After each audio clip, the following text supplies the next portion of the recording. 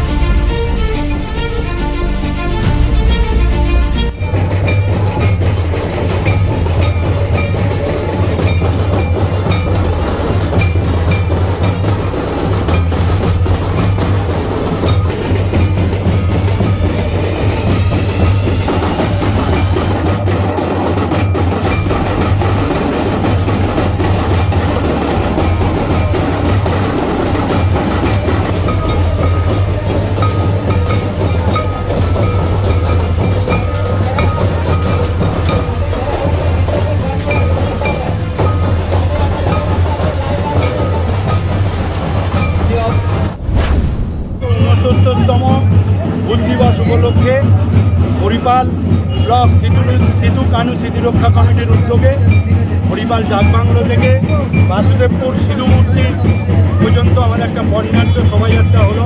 এই বর্ণাঢ্য শোভাযাত্রায় হাজার হাজার আদিবাসী ভাইয়েরা পা মেলালো এবং আমরা জানি যে ভারতবর্ষের ইতিহাসে হুল দিবস সিধু কানুর নাম স্বর্ণাক্ষরে লেখা থাকবে।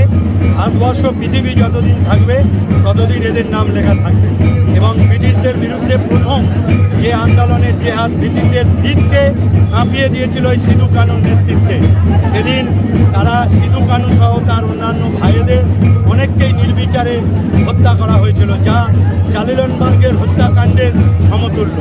হাজার হাজার মানুষকে সেদিন খুন করেছিল। আজকে সেই দিনটি ভারতবর্ষের ইতিহাসে হুল দিবস হিসেবে পালন, এই যে আমরা সকলে মিলে হুল দিবস আজকে পালন